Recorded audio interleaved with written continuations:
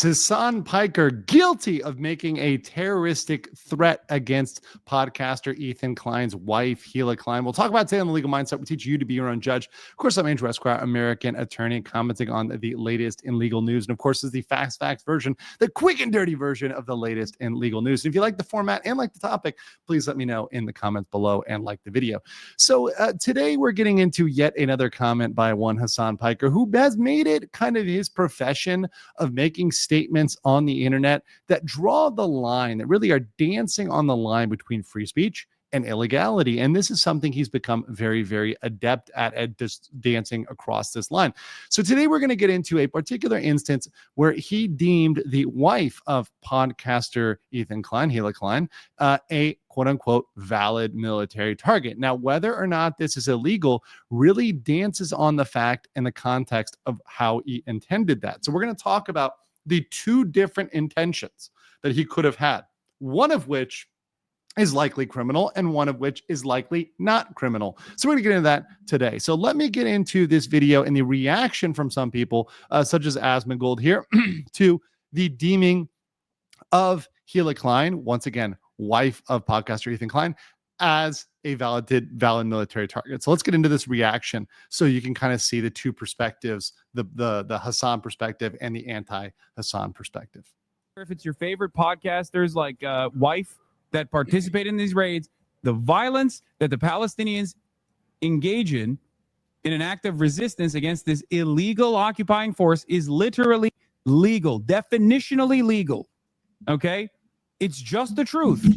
And no, it's not. If somebody attacks Gila Klein, they're going to go to jail. Why is he telling people this? Why would he be set? What is wrong with you? So, and he later goes on to talk about the Twitch terms of service and also talk about, potentially referring to this to the FBI.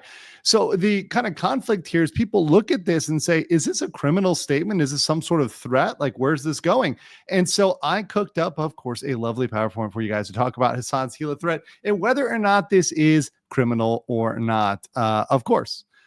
In the past, Hasan has made edgy statements. He's brought people on his podcast that are indeed questionable. We have, of course, here, as we call him, Timothy Chalamet, or wannabe Luffy over here, a guy who may or may not be affiliated with a designated terrorism group. Certainly he cosplays and dresses up like he is, but perhaps he's denied he is part of it, etc. But one way or another, Hasan is no stranger to having people on his podcast that at least represent in their external image or project an image of being aligned with a Western designated, rather globally designated. Most developed countries have designated these individuals as terrorists. So he's certainly gone there in the past, and currently this argument related to Gila Klein really centers over what tense they were using. So let's talk about that. Designating Gila as a valid military target. So he described the wife of Ethan Klein, Gila Klein, as a valid military target, which implies that a valid military target means, as he said, if you use force against them, and in the larger clip, the broader clip, he mentions use of force, not just by militaries, right, but by terrorist groups. So he's saying the terrorist groups, and he lists off a whole bucket list of terrorist groups or designated terrorist groups, etc., and says any of those people targeting this person would be a valid military target. Now, the problem here is that Gila Klein, the wife of Ethan Klein, became a U.S. citizen in 2019. There was a very public naturalization process, which was put on YouTube. It's plastered everywhere. You can find out that she became a U.S. citizen in 2019. Therefore, in present year, 2025, that would be a U.S. citizen. So there is a little bit of a question about targeting a current U.S. citizen by foreign forces or directing threats towards a current U.S. citizen. That is the core of the problem. However, all clips must be taken in full context. And for disclosure, I did watch the entire segment. So while I'm just showing you a portion, because I want to keep this a quick video, I did watch the entire segment. And I always try to be professional and objective, and I put my feelings aside, which once again, I can care less one way or another about Hasan. I really I really do not lose sleep at night because of Hasan Piker. However, there are ways to take this that are favorable to Hasan and disfavorable to Hasan, even within that context. And the problem is that Hasan has an inconsistency, and this inconsistency is bouncing from present to past tense. And in present tense, he may very well be a criminal, but in past tense, he may have an arguable defense. So let's talk about past versus present. Of course, here we got past Hasan eating cake with a spoon, and of course his present GQ shoot, which everyone was such a big fan of. And of course, these are both pictures he posted himself openly. So this is not secret information here. But we're going to talk about the difference. So let's get into present tense. So present tense is where the criminality kind of becomes a problem, because if Hasan his intention with that statement, or the overall context of that, or the overall meaning was Gila Klein is currently a valid military target, or if he intended that Gila Klein was in the past and still remains a valid military target, that is a massive problem. If this was the intention, it's a problem, because that would likely be a criminal terroristic threat. Now, terroristic threat is a broad term. There is no one specific law that is the only terroristic threat law. There are a lot of laws that can involve in that, because a terroristic threat usually involves violence, intimidation, and those are violations of state law. Every state has laws against violence, intimidation, even some have rules against cyberbullying, etc., right, which would all be state law. There are also federal laws which come into play, particularly if you are calling upon foreign forces, whether they are paramilitary forces or the military forces of other countries. If you're calling upon the military to target a U.S. citizen, yes, that could very much fall under a lot of terrorism statutes, or invitation to terrorism, or directing that, and calling for any sort of threat to a U.S. citizen is a massive problem. Even as a U.S. citizen, particularly post 2001, right, post 9/11, right, the laws have changed in that era, and we are well into that era. We're 24 years down that era, so we're well aware of that jurisprudence, and that could very well land somebody in jail if they're making that sort of threat.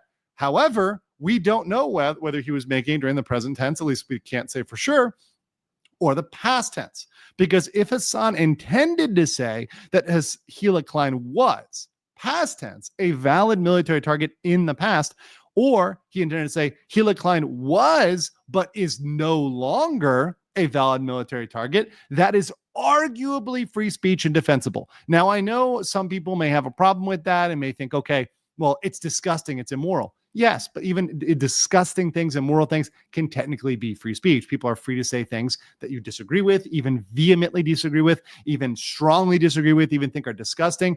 Those aren't necessarily illegal. And when I say defensible, I mean defensible legally. So if he was brought to court, the charges were brought up, and this is the intention.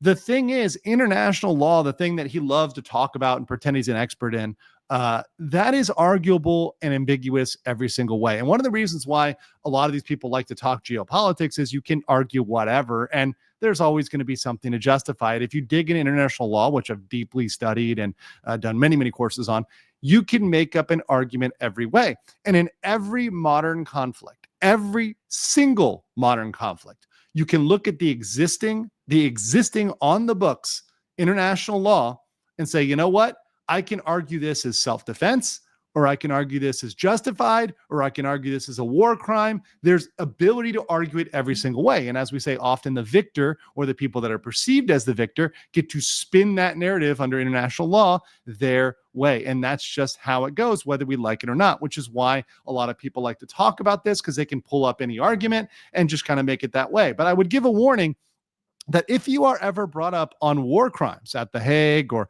UN, etc., if you're dragged into the tribunal, please do not hire Hasan Piker to defend you. He is not qualified to defend you at these bodies. Although the thing is about many of these tribunals is a lot of times, especially on the state level and the national level, they really have toothless enforcement. They rely on self-enforcement or rely on the countries to go ahead with the criminal enforcement, etc. So they're kind of hard to enforce. But that said, I still wouldn't hire Hasan Piker to defend you. So what's my conclusion here? My conclusion is Hasan can reasonably argue the statement was in past tense. He can say, hey, look, this was a past tense statement, and therefore he's unlikely to be convicted. That means thrown in jail as a form of terroristic threat. Of course, guys, on this channel, I call balls and strikes. I don't say, hey, this person's going to jail forever if it's not a situation where it is. And this is simply one where you cannot convict Hasan beyond a reasonable doubt that that was a terroristic threat. It's just not possible. However, for those that want to sit out there and say, oh, but Hasan makes me angry, there are some other points that you should bring that I can bring up. It is possible there could be investigation.